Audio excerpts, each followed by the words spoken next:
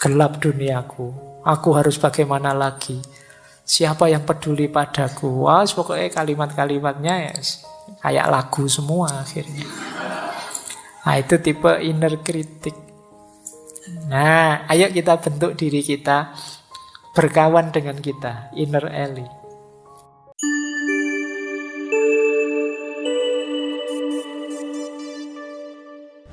Bismillah.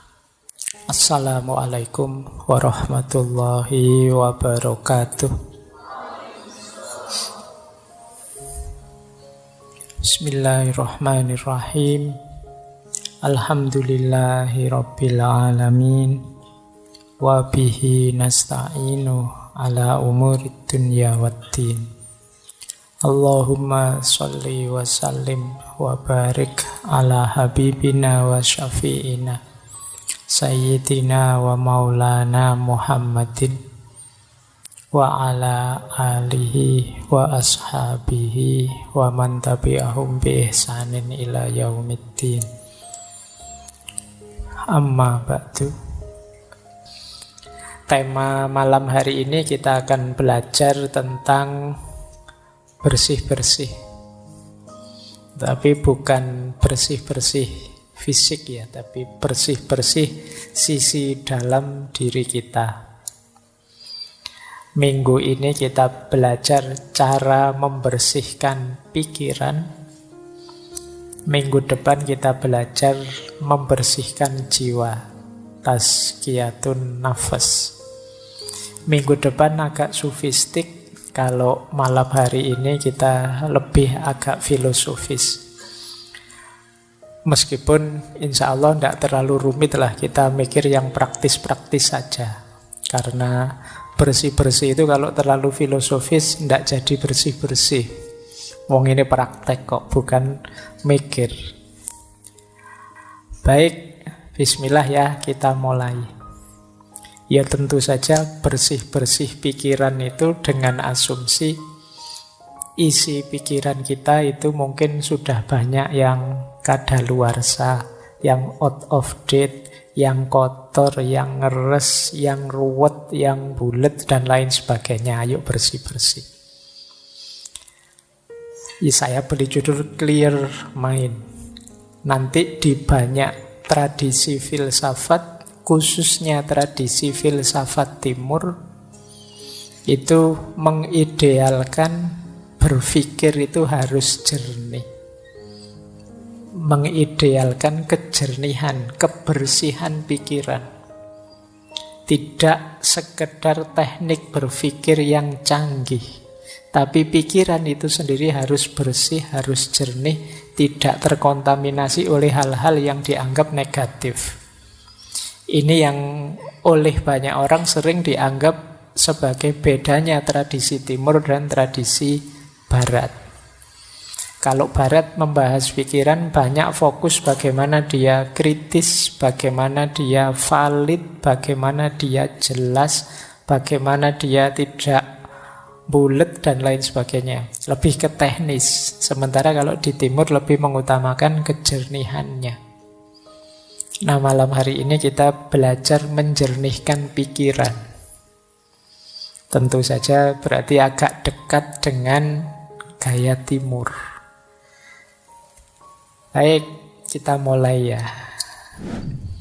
Nah, ayo kita latihan. Banyak di sekeliling kita orang-orang yang berpikiran negatif. Cirinya apa pikiran negatif itu? Cirinya secara umum ada 4. Pikiran negatif itu otomatis yang pertama. Datang begitu saja. Kalau orang sudah berpikir negatif, ya tidak pakai diusahakan. Sebentar Pak, saya lihat sisi negatifnya, tidak begitu. Otomatis yang muncul itu negatif sudah. Jadi, ini sifatnya otomatis. Tidak secara sengaja dirancang untuk negatif, memang wataknya watak negatif. Jadi kalian mungkin ada yang sering berpikiran negatif, sadarilah bahwa itu munculnya sering otomatis saja. Mungkin karena sering kita lakukan, sering kita biasakan.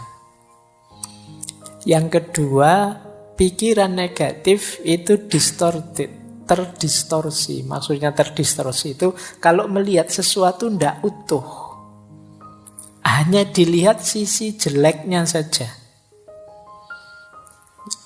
Misalnya ngaji filsafat ini kan kurangnya juga banyak. Meskipun bagi banyak orang manfaatnya juga ada, tapi yang manfaat tidak dilihat, yang dilihat jeleknya saja. Mungkin ngaji kok selesainya jam 10 malam, itu pun ngomong sendiri Pak Faiznya tidak ada. Nah, itu memang jelek yang bagian itu. Kemudian ngaji kok tidak ada rekaman videonya, kalau direkam suara saja, saya sering dikritik itu.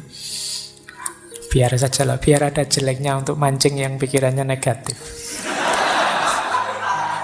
Jadi kalau tidak begitu kan tidak terpancing, tidak kelihatan kalau pikiranmu negatif. Jadi pikiran negatif itu terdistorsi. Jadi melihat apa-apa dipotong bagian negatifnya. Orang seperti ini biasanya sulit senyum. Pikirannya ruwet terus kalau ada apa-apa itu. Jadi serba khawatir, serba cemas. Karena dia menggunakan kacamata buram terus, negatif terus. Yang ketiga, obstruktif. Obstruktif itu pikiran ini menghalangi kita untuk mencapai tujuan-tujuan tertentu. Karena pikiran negatif ini akhirnya kita kuliahnya tidak bisa maksimal. Mau kuliah ke kampus bawa motor, wah di kampus itu parkirannya kacau, kalau motorku hilang gimana? Mau ke kampus naik trans, nanti naik trans itu kadang tidak jelas juga, nanti jangan-jangan aku malah telat, jangan-jangan mau bareng temen, nanti malu, nanti masuk bareng, wong punya motor sendiri malah manunya bareng. Jadi pikirannya ruwet, akhirnya ya tujuan-tujuan hidup banyak yang tidak terpenuhi. Itu namanya obstruktif, menghalangi kita mewujudkan keinginan. Ini berarti pikiran itu sudah negatif sudah. Kemudian yang terakhir, pikiran negatif itu plausible. Plausible itu masuk akal. Masuk akal menurut kita yang berpikiran negatif.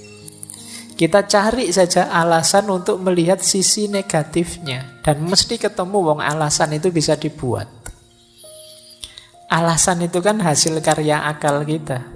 Seperti saya bilang tadi, pikiran itu mau kita ajak kemana saja bisa. Wong yang salah itu ya kita bikinkan alasan biar benar saja bisa kok. Itu yang disebut plausible. Maka pikiran negatif juga begitu, dia didukung oleh akal kita. Mas benar itu, kamu ndak usah ke kampus daripada motornya hilang.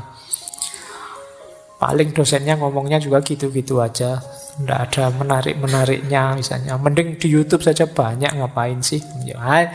Dan justifikasinya mesti ada. Mbok kamu sampai terancam DO pun dia bisa, alah kuliah itu kan ndak nomor 1.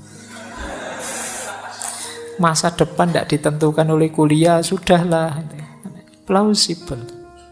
Yang buruk, yang negatif, yang jelek bisa kita carikan argumen biar tetap bagus. Ini ciri-ciri pikiran negatif. Jadi dia ini otomatis muncul, mendistorsi realitas, menghalangi keinginan-keinginan baik kita, dan kita anggap masuk akal. Padahal itu ya sebenarnya ya negatif. Jadi ayo ya dicari, kalau ada makhluk seperti ini dalam diri kita, ayo dibersihkan. Jadi kok tiba-tiba kita melihat negatifnya sesuatu, coba tanya, ini memang negatif saja atau ada positifnya sih? Oh ada positifnya sih, cuma tadi belum sempat saya baca, tapi menurut saya yang negatif juga perlu diperhatikan. Nah, kalau ini sudah mending, sudah melihat sesuatu lebih luas. Tidak sekedar melihat negatifnya saja. Baik. Nah, sekarang kita pelajari akar-akarnya ya. Agak banyak ini, yang biasanya jadi sumber pikiran negatif. Saya ngasih contoh kuliah-kuliah saja ya. Saya khawatir kalau ngasih contoh yang dunia yang berbeda. Saya dunianya ya di kampus. Yang pertama, sumber pikiran negatif itu bisa jadi dari penyaringan kita. Jadi kita mengabaikan yang positif, kita saring, kita ambil yang negatif saja. Nah, ini namanya menyaring. Kayak kuliah, misalnya ada mata kuliah yang kita lulus dengan nilai C+. Sementara kita ingin nilai A. Terus hanya karena itu terus mikir, berarti saya itu bukan mahasiswa yang hebat. Nah, sudah merasa negatif. Padahal mungkin hanya mata kuliah itu yang nilainya C. Tapi kita tidak melihat mata kuliah yang lain yang nilainya A. Pokoknya hanya gara-gara itu. Jadi kita saring, kita ambil yang jeleknya saja. Ini akar pikiran negatif. Orang seperti ini biasanya juga sulit mengapresiasi keberhasilan orang lain. Ada orang prestasinya 10, ada satu yang buruk, ya satu yang buruk ini yang dikejar-kejar. Ini berarti cara berpikir penyaringan. Menyaringnya diambil yang jelek-jelek saja. Ini akar yang pertama. Akar yang kedua, lahirnya pikiran negatif itu karena cara berpikir hitam putih. Kalau tidak A ya B.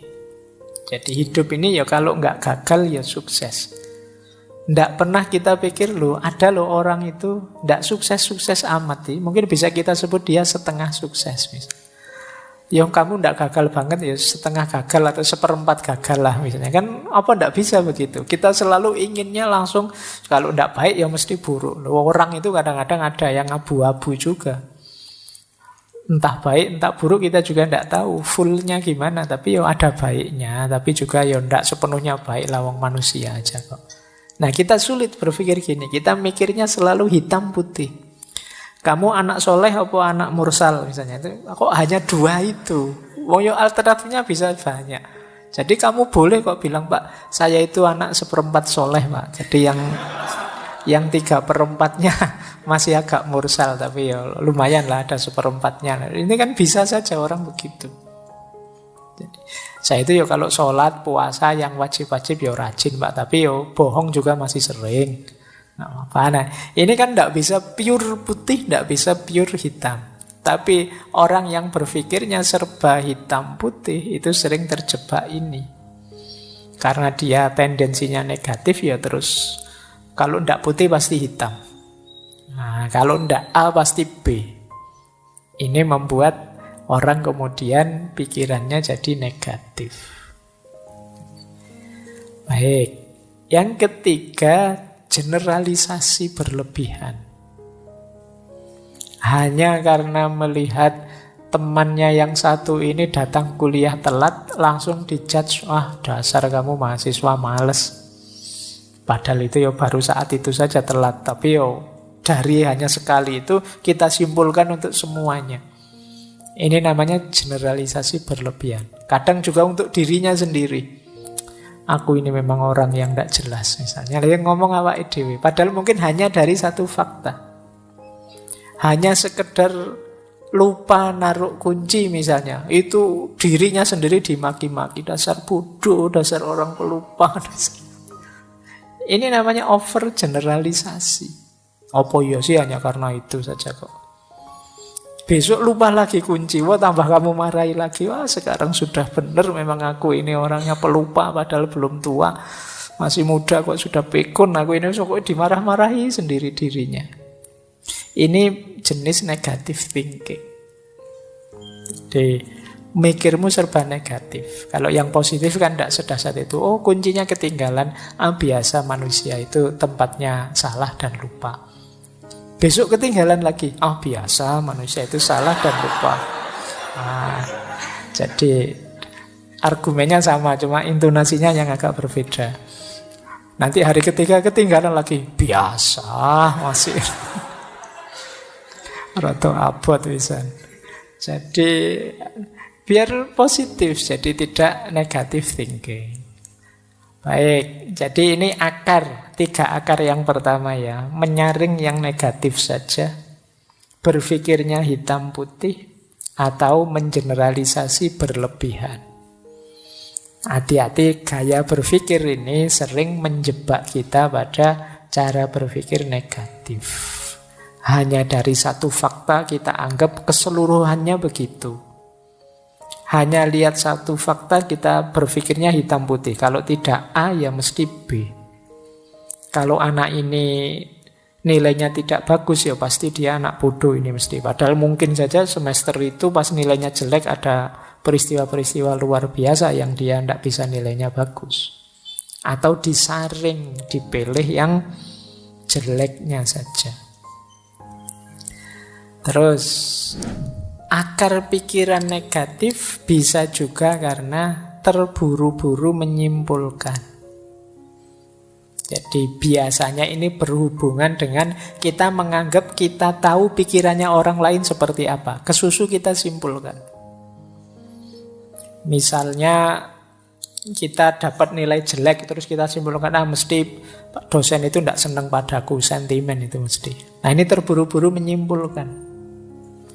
Kita menebak pikirannya orang lain terus kita simpulkan hanya dari situ saja. Nah, jadi wah temanku ini mesti marah ini padaku, padahal mungkin saja tidak. Benci dia sekarang mungkin, pacarnya tak ambil loh misalnya. Padahal mungkin juga tidak, tapi kan kamu kesusu menyimpulkan begitu. Siapa tahu dia malah terima kasih pada kita. Ya kan bisa saja begitu. Terima kasih ya kamu. Saya sejak lama ingin melepas kok tidak tega malah kamu ambil. Kan bisa saja begitu. Jangan kesusu disimpulkan sebelum kamu memang jelas faktanya. Biasanya kalau mengira-ira seperti ini memang cenderung negatif.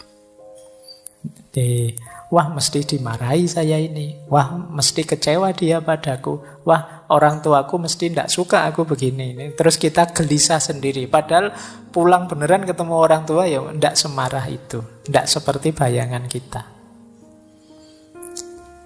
Nah, akar pikiran negatif yang lain yaitu katastrofisme. Jadi katastrof itu bencana, bahaya. Nah, ketika kita mikirnya selalu yang terburuk yang terjadi.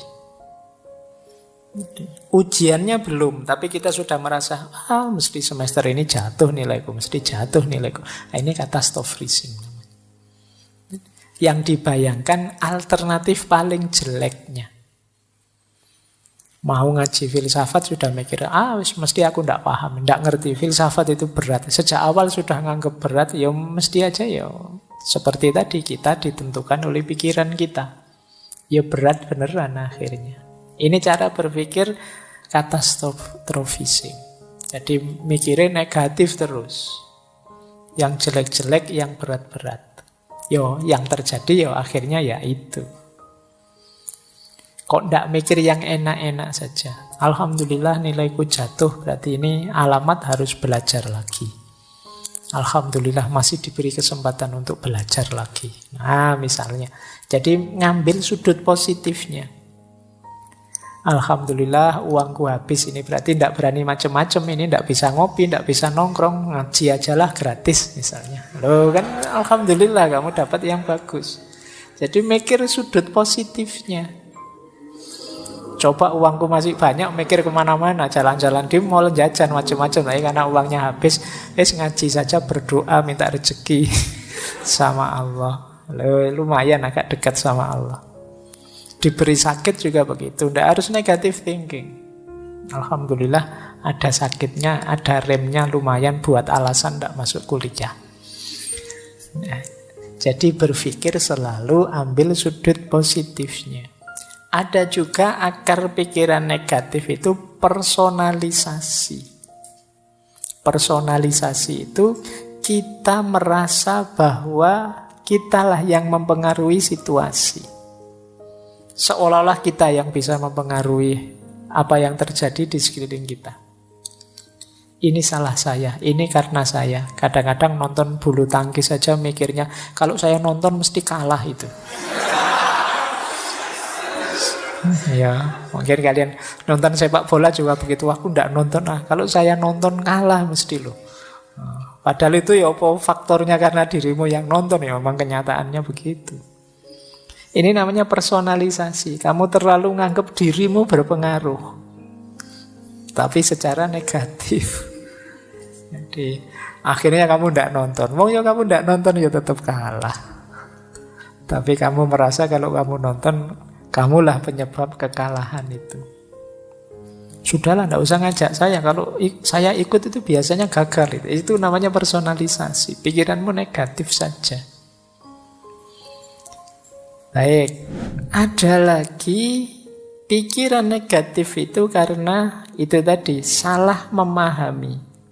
Harusnya ini di luar kontrol, kita anggap dalam kontrol kita. Jadi ada kan banyak hal, sering saya bilang, belajar itu usaha kita, pinter atau tidak pinter itu anugerahnya Allah. Kalau ini anugerahnya Allah berarti di luar kuasa kita. Bukan salahmu kalau kamu tidak pinter. Tapi kalau kamu malas belajar itu salahmu. Awas keliru identifikasinya. Jadi ada hal-hal yang bisa kita kontrol, ada hal-hal yang tidak bisa kita kontrol. Harus pas merumuskannya.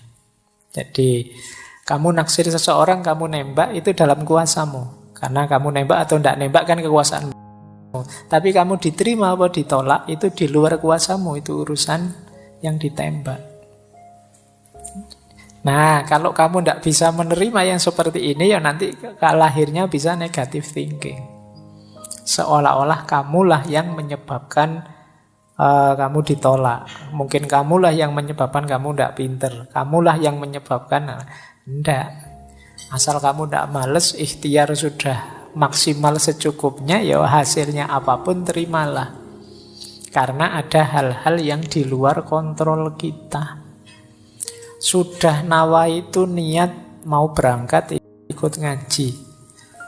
Sudah mengeluarkan motor. Kok yontilalah bensinnya habis. Uang tidak ada untuk beli bensin malam hari ini, terus balik lagi. Nah ini kan berarti ada hal-hal yang di luar kuasamu sudah. Tidak terbayangkan tadi bensinnya kok pas habis. Nah ini, jadi niat ngaji masih dalam kuasamu, tapi ada terjadi peristiwa-peristiwa di luar kuasamu, ya sudah. Biasanya orang yang berpikir negatif kalau terjadi peristiwa seperti ini, waduh, salah apa aku, dosa apa aku, jangan-jangan kemarin menyakiti hati temanku sampai aku diazab seperti ini ya. Kenapa mikirnya ngono? Biasa saja, memang ada hal-hal yang di luar kontrol kita. Yang penting yang dalam kontrol kita sudah kita jalankan maksimal. Di luar itu ya sudah. Baik, terus ada juga akarnya pikiran negatif itu, kita keliru memahami sunnatullah. Jadi misalnya kamu mendapat nilai jelek, terus saya kok dapat nilai jelek ya, tidak apa-apa lah Pak, memang hidup itu memang tidak adil loh Pak. Ya, seolah-olah nilai jelek itu karena hidup yang tidak adil, padahal ya karena kamu males saja. Tapi kamu alasanmu, hidup memang tidak adil kok Pak. Nah, kamu nipu orang terus dipukuli orang terus alasanmu, ya seperti ini hidup Pak, penuh penderitaan. Ya. Kamu mengkhianati pacarmu terus diputus, alasanmu, wah ya memang begitulah cinta, penderitaannya tiada akhir. Oh itu ya polahmu dewe, sekarang sampai putus, sekarang kamu nangis-nangis. Jadi salah memahami sunnatullah tadi. Ini mirip dengan sebelumnya. Ada yang dalam kuasa kita, ada yang di luar kuasa kita. Jadi kita itu sering menjustifikasi kekeliruan kita, kesalahan kita sebagai bagian dari pola hidup atau sunnatullah. Saya itu sebenarnya ingin jadi orang baik loh Pak. Tidak tahu kok takdir membawa saya ke sini. Ayo kamu salahkan takdir membawamu ke situ. Ya kamunya saja memang tidak serius mengarahkan hidupmu ke arah yang baik. Akhirnya kamu terseret ke situ. Itu Kayak ceritanya Umar itu kan, satu ketika Umar bin Khattab ini menangkap pencuri. Pencurinya waktu ditangkap alasan takdir. Loh, saya maling ini kan, dan berhasil maling itu kan berarti memang takdirnya Allah. Kalau Allah tidak mengizinkan saya maling, apa bisa saya maling? Wah, alasannya mantap itu. Jadi akhirnya sama Umar malah dipukuli. Lah kok saya malah dipukuli? Loh, kamu dipukuli itu juga bagian dari takdirnya Allah. Jadi kamu pakai alasan takdir untuk menjustifikasi kesalahanmu. Baik, terus ada lagi pikiran negatif yang lahir dari orang yang selalu menyalahkan, mencari kambing hitam. Nah, kalau tadi kan yang ditembak dirinya sendiri, kalau ini nembak keluar, menyalahkan. Wah, ini hujan terus ini gara-gara kamu sih. Nah, ini yang disalahkan orang lain. Ada apa saja nyari kambing hitam. Orang lain yang salah. Ini juga jenis pikiran negatif. Oke, saya lanjutkan biar nanti nyampe. Ada lagi pikiran negatif itu karena emosi. Jadi emosi yang berlebihan. Menganggap yang kita rasakan itulah nanti yang sebenarnya. Padahal kadang-kadang perasaan kita dengan kenyataannya kadang ya tidak benar. Kadang-kadang kita itu agak sentimental, agak dramatis, agak apalah. Kita sering agak-agak begitu. Tapi ini kita anggap yang sebenarnya.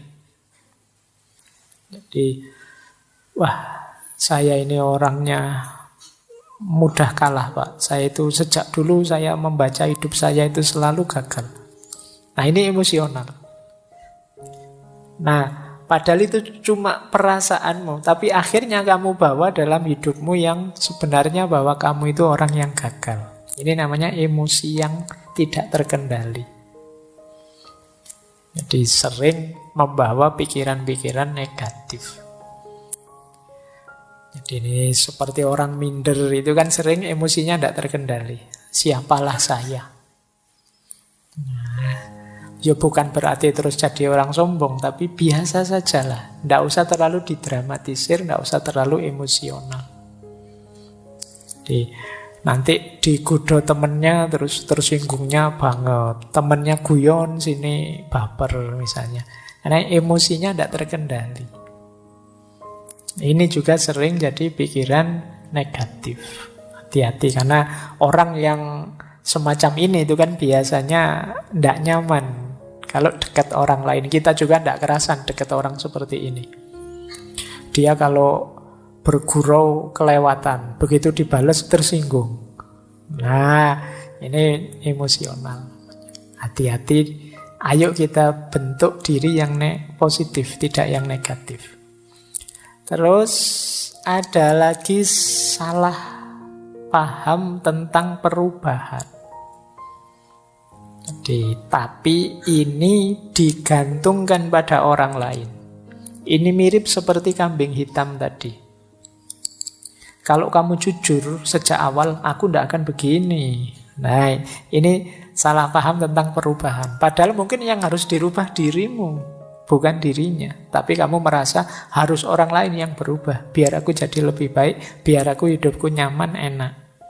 Ini juga akar pikiran negatif.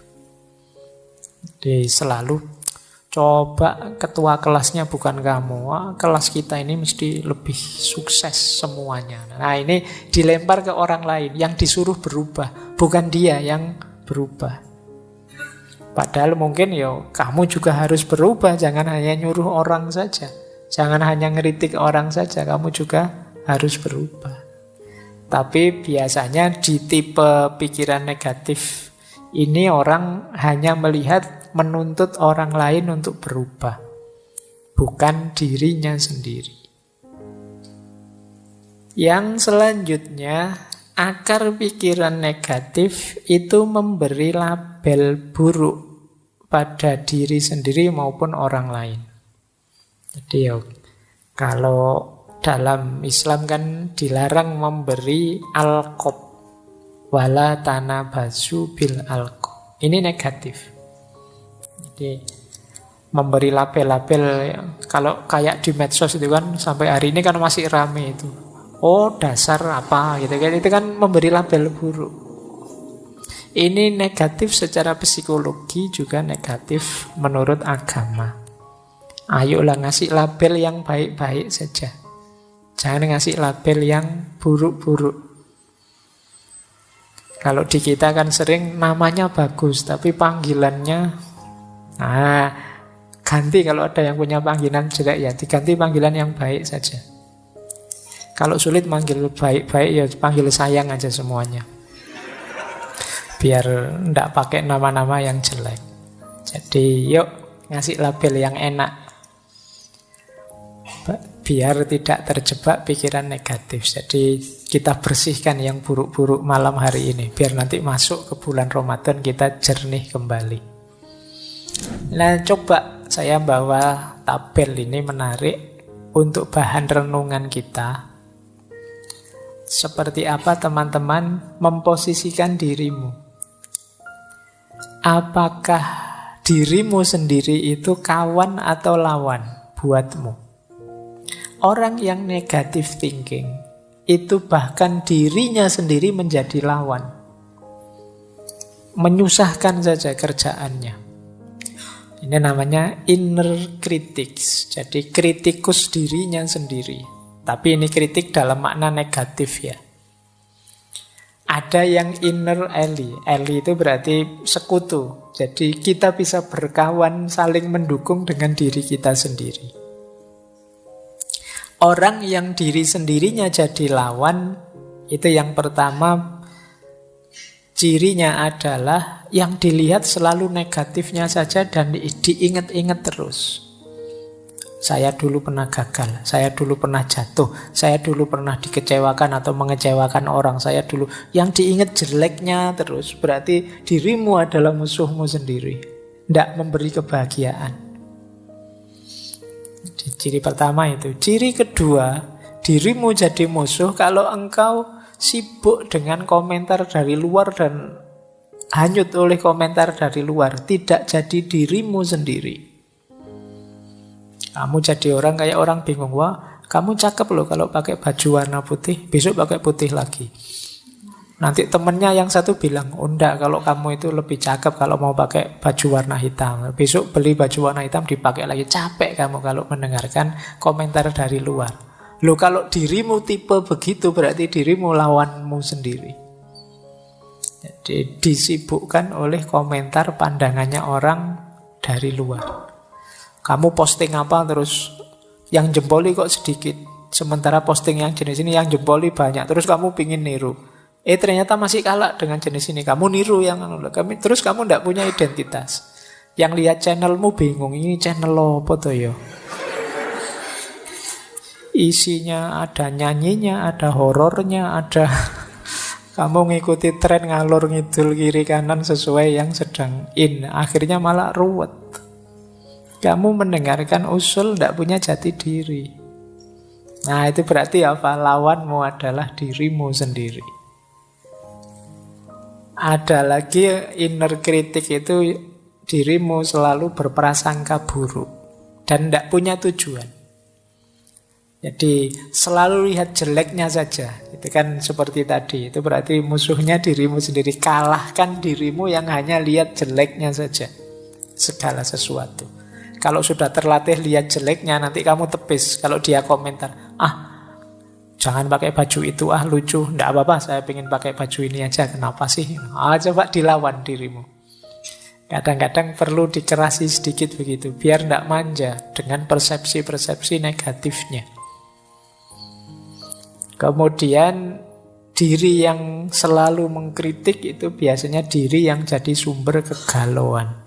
Galau oleh kekurangan-kekurangan kita. Ya kita yang paling tahu kekurangan kita. Tapi kekurangan kita itu kan jalan untuk kita berusaha memperbaiki diri, bukan jalan untuk galau. Tapi diri yang serba negatif tadi tiap hari menyusahkan kita dengan kegalauannya. Jadi Ini coba kita cek diri kita sendiri sebagai apa. Alhamdulillah kalau diri kita adalah sekutu yang baik, teman yang hebat. Ini kebalikannya yang negatif tadi. Kalau ini positif. Teman yang hebat itu fokus pada semua pengalaman, tidak dipilih-pilih. Pengalaman baik, pengalaman buruk diterima. Kemudian yang baik diingat-ingat, diambil yang bagus-bagus, kemudian yang buruk diambil pelajaran harusnya bagaimana untuk meningkatkan diri. Ini berarti diri kita jadi teman yang baik. Tidak sekedar ngeritik, ya memang ada jeleknya kita terima, tapi untuk dijadikan pelajaran ke depan, biar kita tambah baik. Nah, kalau tentang komentar orang, ya semua komentar silahkan masuk, tapi aku nanti yang menentukan mana relevan, mana tidak relevan, mana cocok, mana tidak cocok. Terima kasih usulnya, tapi saya punya persepsi sendiri. Nah, ini berarti jiwa kita teman yang enak. Jadi tidak sekedar membawa kita diombang-ambing komentar-komentar, pandangan-pandangan dari luar. Kadang-kadang jiwa kita menguatkan kita sendiri, yakinlah bahwa ini baik, lanjut saja, tidak usah terlalu mendengar orang lain. Nah, ini dia sekutu yang baik. Kemudian inner ally juga percaya diri, tidak minder. Jadi orang percaya diri itu ya tidak mudah dipengaruhi. Jelas tujuan dan sadar proses. Apa-apa ya perlu proses. Untuk mencapai tujuan perlu proses-proses. Kalau inner ally membanggakan kelebihan. Jadi kalau tadi yang inner kritik itu kan galau oleh kelemahan. Kalau ini melihat positifnya diri. Iya sih nilaiku jelek, tapi alhamdulillah aku masih semangat. Nah, lihat positifnya. Iya sih sampai usia sekian aku masih jomblo, tapi tidak apa-apa, aku jomblo yang bahagia kok. Nah itu, jadi lihat sisi diri yang positifnya. Wow, kalau yang inner kritik tadi ada masalah sedikit dia pontang-panting galau. Gelap duniaku, aku harus bagaimana lagi? Siapa yang peduli padaku? Wah, pokoknya kalimat-kalimatnya ya, kayak lagu semua akhirnya. Nah itu tipe inner kritik. Nah, ayo kita bentuk diri kita berkawan dengan kita, inner ally. Jangan sampai kita musuhan dengan diri kita sendiri. Jadikan sisi dalam diri kita itu pendukung yang kuat. Dia yang paling ngerti sebenarnya tentang kita. Oke, kita lanjutkan. Nah, ini ada beberapa tips untuk menghadapi pikiran negatif. Yang pertama, diakui. Ngaku saja kalau saya masih negatif pikirannya, tidak apa-apa. Karena kalau tidak ngaku ya tidak ada perbaikan. Kalau tidak terima ya tidak ada cara untuk jalan keluarnya. Tapi ayo kita terima, iya Pak, saya itu masih sering berpikiran negatif. Saya itu masih sering mikirnya jelek-jelek terus. Nah, kalau sudah ngaku, ayo coba luangkan waktu mikir sebentar. Kenapa sih aku kok berpikirnya seperti ini ya?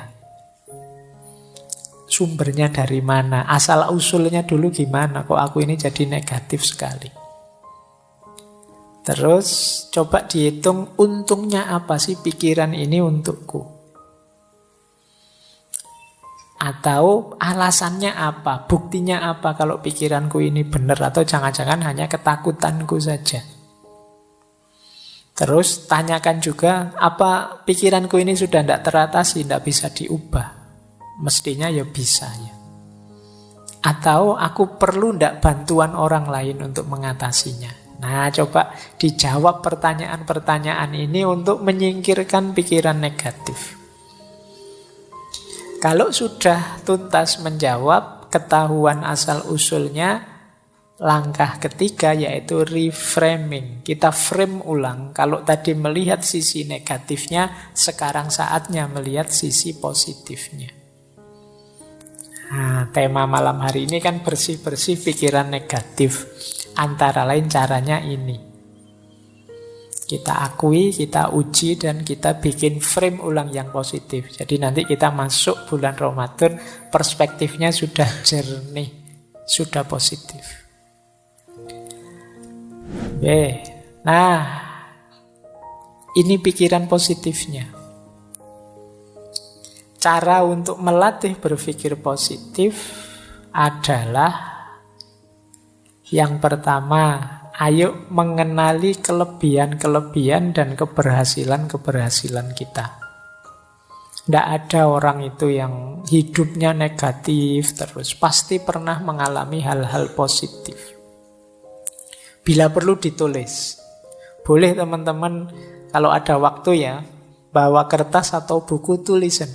Kelebihanku itu apa saja sih kira-kira? Nah, 1, 2, 3, 4, 5 apa saja. Pasti ada kok kalau teman-teman jeli. Tidak mungkin tidak ada kelebihan sama sekali. Ya kemungkinan banyak tapi tidak ketahuan saja. Kalau kalian jeli mungkin ketemu, oh ternyata saya itu orangnya begini, orangnya begitu. Coba ditulis saja. Ini membawa kita nanti pada rasa syukur. Iyalah ternyata dari sekian banyak kelebihanku, hanya satu ini toh kekuranganku. Lah terus kenapa selama ini hidupku kok murung terus ya? Nah ini coba kalian, tidak apa-apa wis latihan nulis. Meskipun tulisannya disembunyikan untuk diri sendiri juga tidak apa-apa. Mungkin malu kalau dibaca orang lain ya tidak apa-apa. Tapi paling tidak kan melakukan muhasabah sendiri. Apa kelebihan-kelebihanku? Boleh juga capaian-capaianku. Alhamdulillah Pak, saya dulu bisa lulus TK tepat waktu. Misalnya, loh, itu kan prestasi. Mungkin ada yang TK-nya tidak tepat waktu. Nah, jadi dan banyak capaian-capaian yang lain. Gitu loh.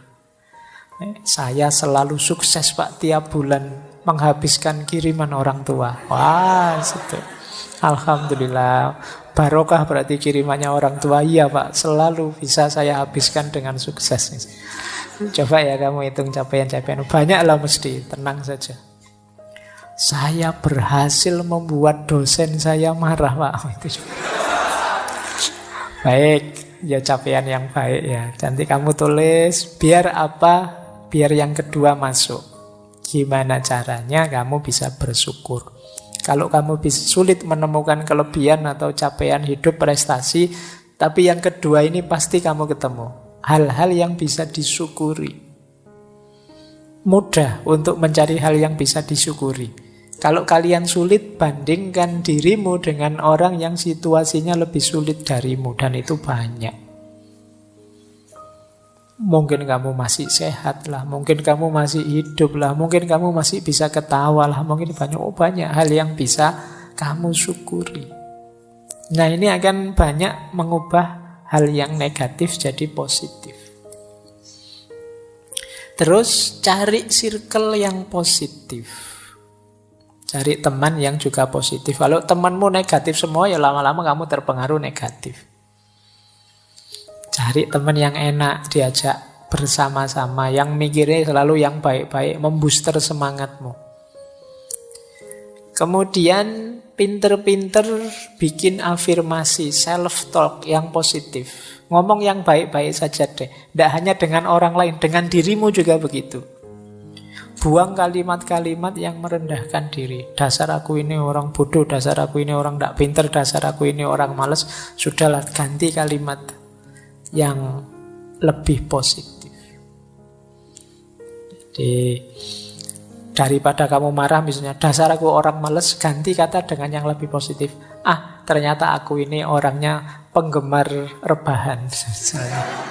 Nah, ya enggak apa-apa kan, bukan kalimat yang negatif. Ternyata aku orang ini yang pintar menikmati waktu luang misalnya. Nah, ya nama lainnya males. Baik, jadi ini cari self-talk yang lebih positif. Biar pikiranmu juga positif. Jaga kesehatan tentu saja ya. Kalau kamu tidak sehat ya pingin sepositif apapun ya berat. Tapi kalau kamu sehat lebih mudah. Relax, humor. Hidup jangan kenceng terus, kaku terus. Ya ada guyonnya sedikit-sedikit tapi juga jangan guyon terus. Relax saja, santai, nikmati, mengalir saja. Hidup itu mengalir saja, mesti ada humornya, banyak yang lucu. Hidup jadi tidak lucu karena kamu serius terus, kamu pegang terus dengan keras. Biarkan saja kamu nikmati setiap prosesnya, mesti beragam. Ada seriusnya, ada lucunya, ada. Hidup itu begitu karakternya. Kok hidup itu seragam? Kok ini rasanya humor terus, Pak? Ada yang tidak beres. Kamu berlebihan di situ. Atau kok serius terus, Pak? Ada yang tidak beres. Kamu ada yang berlebihan pasti. Secara natural hidup itu pasti ya ada naik, ada turun, ada serius, ada humor. Terus banyak belajar hal baru. Jadi banyaklah belajar tentang yang baru-baru. Yang baru ini menarik. Biar kamu tidak sibuk dengan pikiran-pikiran lama yang negatif. Nah, jadi setelah dibersihkan tadi, diisi dengan yang positif. Memulainya dengan hal-hal ini. Terus kita lanjut lagi ya. Nah, ada teori yang menarik. Ayo belajar dari positivitasnya anak kecil.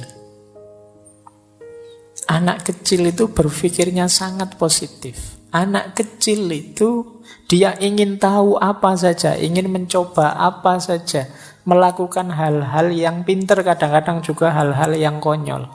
Mereka juga bertengkar dengan temannya tapi terus rukun lagi. Mereka jatuh ya bangun lagi. Kalau gagal ya penasaran diulang lagi. Mereka bisa kecewa tapi gampang punya harapan baru. Mereka juga punya ketakutan tapi segera setelah itu mereka tetap bisa ceria, bisa gembira. Kalau sedih ya mereka nangis, tapi tidak lama terus lupa, bisa ketawa-ketawa lagi. Itu enak, nyaman kalau anak kecil. Ini yang disebut positivitasnya anak kecil. Kalau kita kan tidak. Kita setelah jatuh itu bangunnya lama. Ada putus asanya, ada mengeluhnya, ada nyanyi-nyanyinya. Panjang kita. Tidak bangun-bangun. Kalau sudah kecewa, wah kita dendamnya bisa sampai ujung dunia. Kalau anak-anak itu habis bertengkar, orang tuanya ikut belani bertengkar. Dia sudah rukun, orang tuanya masih bertengkar. Itu positivitasnya anak kecil. Jadi hidup jadi ringan. Wajar saja. Tidak ada anak kecil itu kok suudzon apa tidak ada. Ya mikirnya positif terus. Jadi pikirannya selalu positif. Nah, fakta ini menunjukkan berarti pikiran negatif itu tidak fitrah, tidak fitri. Itu buatan, pengaruh dari luar. Aslinya kita secara murni itu positif. Buktinya apa? Anak-anak yang belum banyak terpengaruh macam-macam itu sangat positif hidupnya. Tidak ada anak kecil itu yang dendam, tidak ada anak kecil itu yang putus asa, terus menganggap dunia ini gelap kalau begitu. Tidak begitu, tidak ada. Biasa saja. Mereka ya kalau ingin apa-apa ya kadang tidak terpenuhi ya nangis. Tapi setelah nangis terus ya biasa, bisa ketawa-ketawa lagi. Jadi ini namanya belajar positivitas dari anak kecil. Jadi itu tadi ya teman-teman, babak pertama kita belajar bagaimana caranya mengatasi negative thinking. Baik, alhamdulillah hujan. Yo kan positif itu kan alhamdulillah. Kamu jangan mikirnya waduh hujan ini pulangnya gimana, masih negatif berarti. Ayo yang positif lah. Baik, tapi tetap saja yang helmnya tadi menghadap ke atas.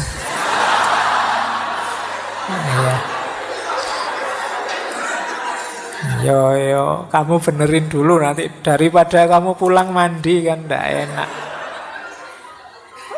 Oke, baik, kita lanjutkan. Wah, tinggal setengah jam, kita masih punya 2 PR. Yuk, sekarang kita masuk ke sini. Overthinking. Ini banyak sekali di antara kita. Kalau ini mungkin bukan negatif tapi bulat. Kamu terjebak di dalamnya.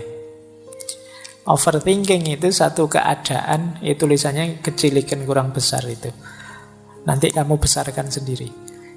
Satu keadaan di mana orang terlalu banyak menghabiskan waktu memikirkan sesuatu tanpa mengarah pada solusi yang efektif. Orang overthinking itu mikir di situ terus tidak pindah-pindah, yang membuat dia stres, depresi sendiri. Jadi berpikir yang tidak perlu, yang harusnya tidak dipikir malah dipikir. Berpikir yang tidak tepat. Mikirnya jangan bagian itunya, itu di luar kuasa kita. Tapi kita tetap ngeyel mikir di situ. Atau berpikir yang terlalu banyak. Nggak ngerti kapan stop. Mikir juga harus ngerti kapan stop. Pak, saya sudah buntu, Pak. Ya sudah buntu, ya berarti stop. Buntu kamu ngeyel terus. Yo, stres kamu. Ini jalannya gimana ya? Saya membaca buku kok tidak paham-paham. Kamu pikir tidak paham, ya sudah ditutup. Kalau enggak, kamu nanti overthinking. Jadi beban besar di kepalamu. Harus ngerti apa yang perlu dipikirkan, mana yang tidak perlu dipikirkan. Harus tahu kalau memang saya pikirkan, bagian mana yang harus saya pikirkan. Kalau sudah pas bagian yang saya pikirkan, mampu tidak saya mikir ini? Bisa ndak nyampe solusi? Kalau ndak ya sudah mandek, sesuai porsinya. Jadi, dan arahnya ke solusi bukan ke masalah. Banyak orang mikir itu fokus di masalahnya, akhirnya bulet. Ditawari solusi apapun dicari masalahnya. Kalau pakai solusi ini gimana? Loh, kalau solusi itu kan nanti jadi begini efeknya. Ya sudah, solusi ini saja. Jangan, kalau solusi itu nanti ada masalah ini. Ya sudah, solusi yang ini. Apalagi yang itu, Pak, nanti ada masalah ini. Ini namanya overthinking. Jadi mikir yang tidak ngerti kapan harus berhenti. Kamu fokus di masalah terus. Tidak ketemu-ketemu solusi. Kalau ketemu solusi, kamu tanya lagi, kamu pertanyakan lagi, kamu permasalahkan lagi. Akhirnya ruwet, jadi bebanmu. Nah, ini overthinking. Semoga nanti masuk Ramadan yang overthinking bisa sembuh. Iya, karena penyakitnya anak-anak hari ini itu kan pengaruhnya medsos itu overthinking sudah. Pak, saya kok lama sekali tidak dapat pasangan, Pak. Nah, itu banyak yang mengeluh. Ya sudah, cari tidak dapat ya Pak. Ya sudah, kamu tunggu saja. Lah nunggu sampai kapan, Pak? Sulit menghadapi orang overthinking itu. Baik, kita lihat ya. Saya langsung saja ya, ini waktunya masuk ke solusi menghadapi overthinking.